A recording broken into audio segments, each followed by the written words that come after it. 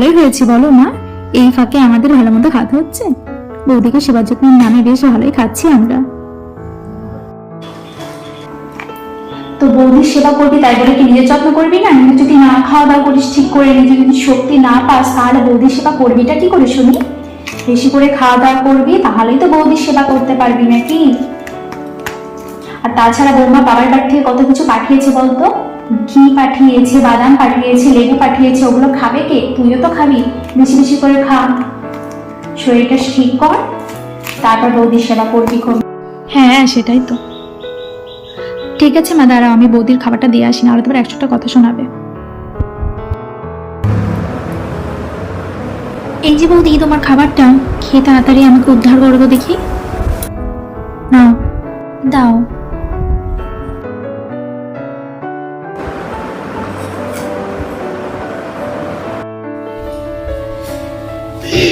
এত শুকনো, বাপরে, জল খেয়ে আসি।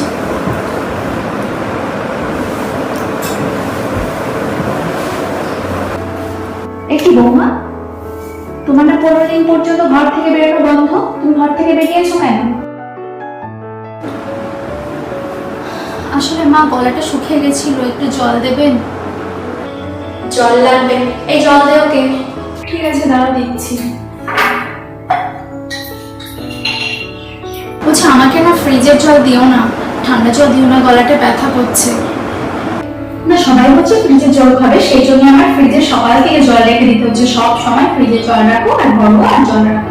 আর তুমি বলছো তুমি ফ্রিজের জল খাবে না, তাহলে তোমাকে এখন কিসের জল দেবো? তোমার জন্য কি স্পেশাল আমি গরম করে দেবো জল? এটা খেলে খাওয়া, না হলে খেতে হবে না, আমি এখন গরম টরম করতে পারবো না। আরে বাবা, নর্মাল জল দে না ফিল্টার থেকে। ঠিক আছে।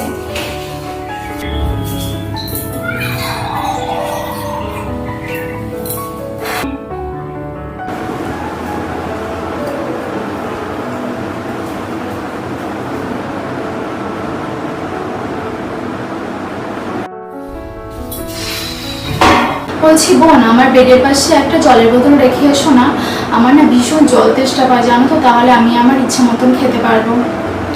আচ্ছা ঠিক আছে, রেখে দেবো। যাও তুমি এখন।